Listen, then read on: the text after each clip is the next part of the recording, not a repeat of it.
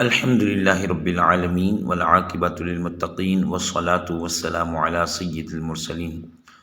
سامعین ناظرین، 17 رمضان المبارک حضرت سیدتنا عائشہ صدیقہ رضی اللہ تعالی عنہا کا یوم وصال ہے، تو اسی نسبت سے ہم آج سیدہ عائشہ صدیقہ رضی اللہ تعالی عنہا کا ذکر خیر کریں گے بھی اور سنیں گے بھی۔ یہ حضور علیہ السلام کی سب سے پیاری زوجہ ہیں۔ حضور علیہ السلام کو ان سے بڑا پیار تھا اور ان کو محبوب خدا بھی کہا جاتا ہے، یعنی حضور علیہ السلام کو ان سے بڑی محبت تھی۔ اور یہ وہ زوجہ ہے جو آپ کی تمام ازواج میں سے کنواری ہیں، اور حضور علیہ السلام کو خواب میں دکھائی گئی کہ آپ کا نکاح اے محبوب کائنات صلی اللہ علیہ وسلم اس سے ہوگا، آپ ان کے دیکھ لیجئے۔ تو آئیے ذرا آپ رضی اللہ تعالی عنہ کا سلسلہ نسب جانتے ہیں کہ آپ کا سلسلہ نسب کیا ہے۔ سیدہ عائشہ بنت ابو بکر صدیق بن ابو قحافہ بن عامر بن عمر بن کعب بن سعد بن تیم بن مرہ بن کعب بن لوئی۔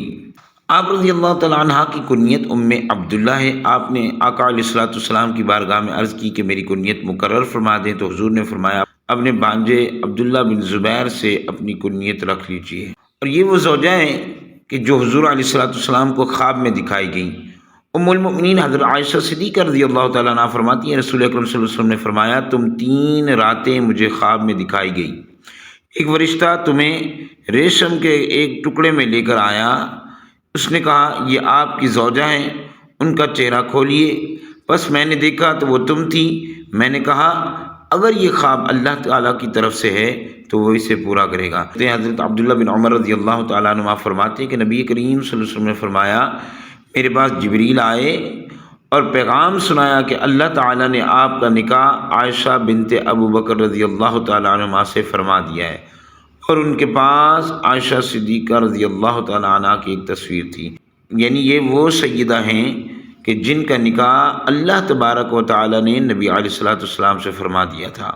یہ وہ ہیں جن کو حبیب خدا بھی کہا جاتا ہے۔ حضرت عائشہ صدیقہ رضی اللہ تعالیٰ عنہ کے فضائل و مناقب میں سے ایک یہ بھی ہے کہ حضور علیہ السلام ان سے بہت محبت فرماتے تھے۔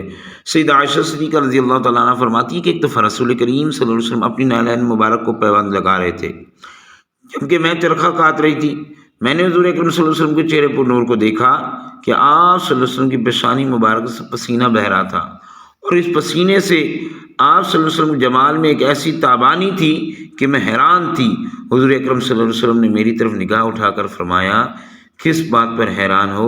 سیدہ فرماتی ہیں میں نے عرض کی یا رسول اللہ صلی اللہ علیہ وسلم، آپ صلی اللہ علیہ وسلم کے رخ روشن اور پسینہ جبی نے مجھے حیران کر دیا ہے۔ اس پر حضور صلی اللہ علیہ وسلم کھڑے ہوئے اور میرے پاس آئے اور میری دونوں آنکھوں کے درمیان بوسہ دیا اور فرمایا اے عائشہ اللہ تعالیٰ تمہیں جزائے خیر دے، تم اتنا مجھ سے لطف اندوز نہیں ہوئی جتنا تم نے مجھے مسرور کر دیا ہے۔ یعنی حضور علیہ السلام کو ان سے اتنی محبت تھی، اسی وجہ سے آپ کو حبیب خدا کہا جاتا ہے۔ اور آئیے ایک اور مزے کی بات سماعت کریں۔ حضور اکرم صلی اللہ علیہ وسلم نے سیدہ فاطمہ زہرا رضی اللہ تعالیٰ عنہ سے فرمایا اے فاطمہ رضی اللہ تعالیٰ عنہ، جس سے میں محبت کرتا ہوں تم بھی اس سے محبت کرو گی؟ سیدہ رضی اللہ تعالیٰ عنہ نے عرض کی ضرور اے ابا جان، میں اس سے محبت رکھوں گی جس سے آپ محبت رکھتے ہیں۔ اس پر حضور علیہ السلام نے فرمایا تو عائشہ سے محبت رکھو۔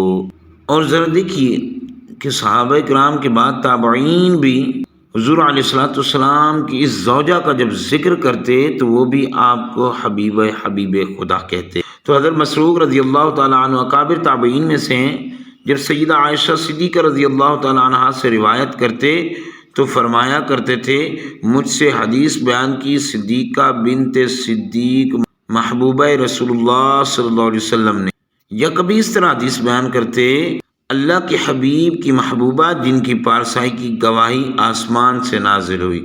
یعنی یہ اکابر تابعین کا بھی ذوق شوق تھا کہ وہ اس زوجہ مبارکہ کا نام اتنی محبت سے لیا کرتے تھے۔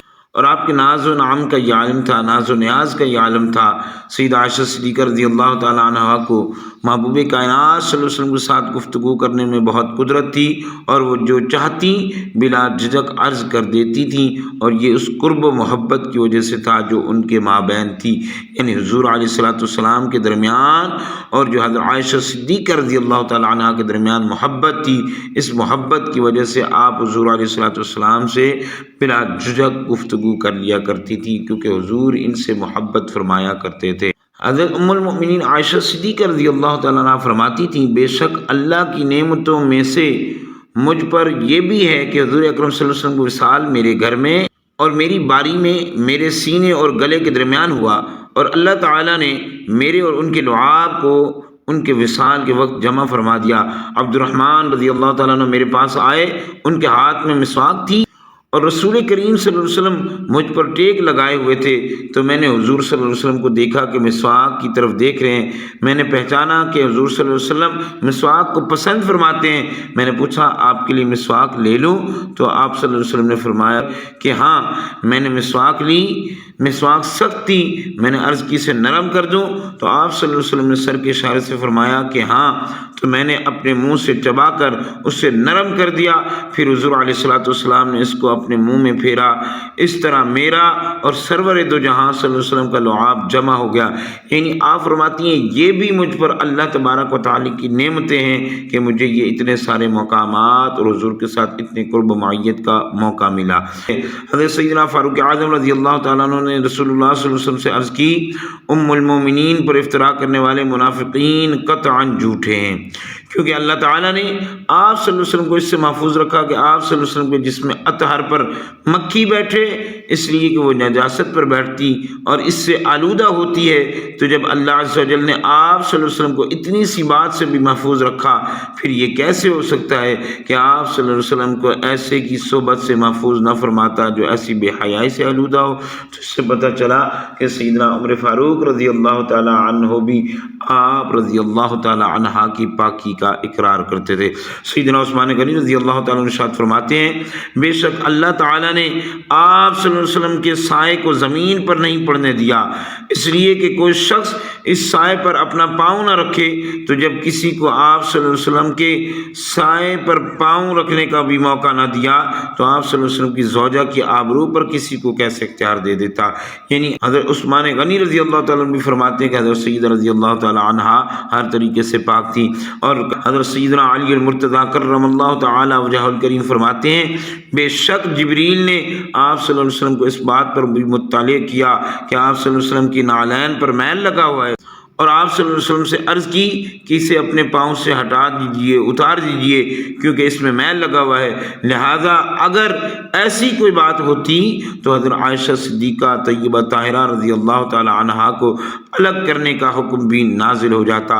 ان تمام باتوں سے پتہ چلا کہ جنہوں نے سیدہ پاک رضی اللہ تعالی عنہا پر تہمتیں لگائی وہ تمام کے تمام بددین تھے، برے لوگ تھے۔ اس لیے اللہ پاک نے حضرت عائشہ صدیقہ رضی اللہ تعالی عنہا کی اس پاکی کے بیان کو قرآن مجید میں سورۃ نور کے اندر بھی نازل فرمایا۔ تو ہمیں حبیب کریم علیہ الصلوۃ والسلام کے غلاموں، حضرت سیدہ عائشہ صدیقہ رضی اللہ تعالی عنہا کا وصال 57 ہجری میں 66 سال کی عمر میں ہوا۔ حضرت ابو ہریرہ رضی اللہ تعالی عنہ نے آپ رضی اللہ تعالیٰ عنہ کی نماز جنازہ پڑھائی اور جنت البقیع میں دفن ہے۔ تمام مسلمانوں کو چاہیے کہ آپ کے لیے ڈھیر اصال ثواب کر کے آپ کی روح پاک کو پیش کریں اور ان کے وسیلے سے اللہ تبارک و تعالیٰ کی بارگاہ سے اپنی بخشش اور مغفرت طلب کریں۔ اللہ کریم ہم سب کا حامی و ناصر ہو۔